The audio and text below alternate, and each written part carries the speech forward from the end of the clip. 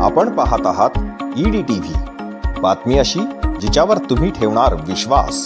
परभणी जिल्ह्यातील पूर्णा येथील शीतगृहातून 40 टन भरलेले गोमांस मुंबईकडे घेऊन जाणारे 3 कंटेनर बजरंग दलाच्या कार्यकर्त्यांनी आज सकाळी पकडले।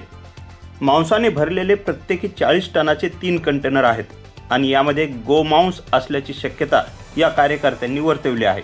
काल 5 वाजता पूर्णा येथील निघालेले कंटेनर पहाटे 4 वाजेच्या सुमारास जालना शहरातील टोल नाक्यावर आले होते।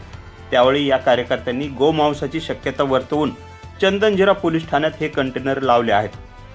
पूर्णा येथील रिलायबल ॲग्रो फूड कंपनीच्या ट्रान्सपोर्टने हे मुंबई येथील HMA ॲग्रो कंपनीत जाणार होते आणि तेथून ते पुढे विदेशात जाणार होते। दरम्यान कंटेनरचे चालक वीरेंद्र गुप्ता, सत्यप्रकाश आणि शंभू प्रसाद राहणार तिघेही उत्तर प्रदेशचे आहेत। चंदनजिरा पोलिसांनी या तिघांनाही चौकशीसाठी ताब्यात घेतले आहे। बाजारभावानुसार या मांसाचे मूल्य 9,60,00,000 रुपये आणि 3 कंटेनर 2 कोटी रुपयांचे असा एकूण सुमारे 11 कोटींचा हा माल सध्या चंदनजिरा पोलीस ठाण्याच्या हद्दीत आहे। पुढील कारवाई करण्यासाठी आणि नमुने घेण्यासाठी सहाय्यक आयुक्त पशुसंवर्धन डॉक्टर योगेश गायकवाड हे देखील पोलीस ठाण्यात उपस्थित झाले आहेत। दरम्यान याच कंपनीचे मागील वर्षी म्हणजे बरोबर आज वर्षी दिनांक 30 मार्च रोजी अशाच प्रकारचे गोमांस वाहतूक करत असताना लोणावळा पोलिसांनी पकडले होते आणि या प्रकरणी ग्रामीण पोलीस ठाणे लोणावळा येथे गुन्हाही दाखल आहे। त्यामुळे निश्चितच हे गोमांसच आहे अशी शक्यता नव्हे तर खात्री या बजरंग दलाच्या कार्यकर्त्यांनी वर्तवल्यामुळे आता हे प्रकरण वेगळ्याच वळणावर जाण्याची शक्यता आहे।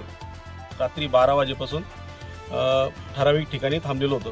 त्यावेळेला 3 कंटेनर आले आणि त्यामध्ये जवळपास पूर्ण पॅक बॉडी AC कंटेनर आहेत। त्यामध्ये जवळपास एका गाडीमध्ये 40 टनाच्या जवळजवळ गोमांस किंवा मटण असण्याची हे बिल दाखवले त्यांनी।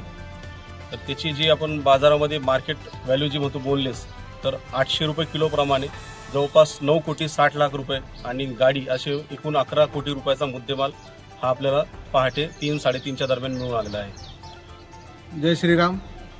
सकाळी 6-6:30च्या दरम्यान मला रोहित जाधव आणि आमच्या राहुल भाऊचा फोन आला आणि त्यांनी मला सांगितलं की अशी कारवाई झालेली आहे।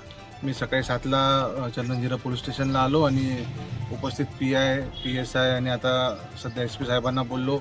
ॲनिमल हजबंड्रीचे मी इथं डॉक्टर लोक बोलून घेतले आणि आता पुढे कायदेशीर कारवाई चालू झालेली आहे आणि पोलीस आता त्यांच्या हिशोबाने सर्व तपास करतील आणि जे काय आहे ते पुढं तपासात निष्पन्न होईल।